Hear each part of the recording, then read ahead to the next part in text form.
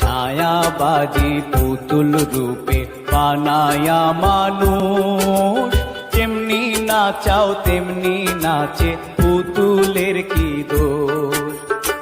যেমনি নাচাও তেমনি নাচে, যেমনি নাচাও তেমনি নাচে, তুমি খাওয়াইলে আমি খাই আল্লাহ, তুমি খাওয়াইলে আমি খাই।